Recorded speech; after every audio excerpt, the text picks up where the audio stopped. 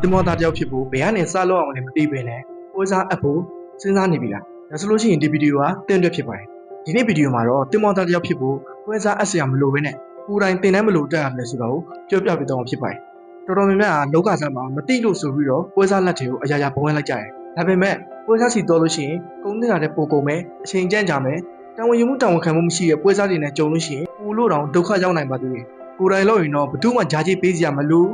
တကယ်ကုန်ကြတဲ့နဲ့ကုန်ကြစရိတ်ပဲကုန်ကြမှာဖြစ်လို့ပို့ပြီးတော့တက်တာစီပါတယ်ကိုယ်တိုင်ကြောင်းနဲ့ဓာတ်ရိုက်ဆက်သွယ်ပြီးတော့တက်ရတာဖြစ်လို့အယောင်ဆောင်ပွဲသားတွေလိန်လက်ဖြားမှုလုံးဝကြောက်စရာမလိုပဲစိတ်အေးရပါတယ်ဂျာနှုံးပြည့်လင်းယုံကြည်ရပါတယ်ဒါဆိုလို့ရှိရင်တင်တန်းတွေကိုကိုယ်တိုင်ဘယ်လိုတက်ရမလဲဒီနေရာမှာကျွန်တော် debt rating ပိုင်းရမလို့ဓာတ်နဲ့ပတ်သက်တဲ့တင်တန်းတွေကိုပဲကျွန်တော်ပြပြပေးတော့ဖြစ်ပါတယ်ကိုကဒီအပိုင်းကိုစိတ်ဝင်စားတဲ့ညီကိုတွေအတွက်ဆိုလို့ရှိရင်ဒီတင်တန်းတွေကိုတက်ပါ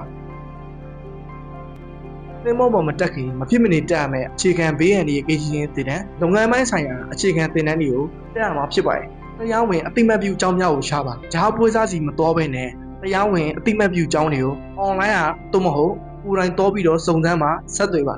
တင်တန်းတွေဖုန်းနံပါတ်ကိုကိုယ်တိုင်ဆက်သွယ်ရတာမို့လို့ပို့ပြီးတော့စိတ်ချရပါတယ်တိုက်ရိုက်စုံစမ်းပြီးတော့နာမည်စီရင်ပေးပါတရားဝင်အကြောင်းတွေရဲ့ page ဖုန်းနံပါတ်သို့မဟုတ်ရုံးခန်းကိုတိုက်ရိုက်တော်ပြီးတော့နာမည်စီရင်ပေးပါ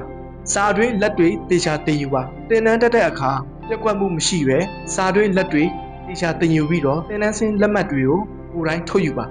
ကိုယ်တိုင်လောက်ရတာမလို့တော်လာရတာနည်းနည်းပင်ပန်းပါလိမ့်မယ်ဒါပေမဲ့ကိုယ်တိုင်လောက်ရတာမလို့ပတ်စံလေးတက်တာတယ်စိတ်လေးအေးရပါတယ်ဒါကြောင့်တင်မောသားဖြစ်ဖို့ရှောက်လန်းတဲ့အခါပွဲစားကိုအာမကိုပဲကိုစရောက်ပေါ်ကိုရက်ကြည့်ပါလို့တိုက်တွန်းချင်ပါတယ်တင်တန်းနဲ့ပတ်သက်လို့ဘာတွေစုံစမ်းရမလဲမသိတာရှိရင် comment မှာမှတ်ခဲ့ပါကျွန်တော်တိတိကျကျအကုန်ဖြေပေးပါမယ်ကျေးဇူးများတင်ပါတယ်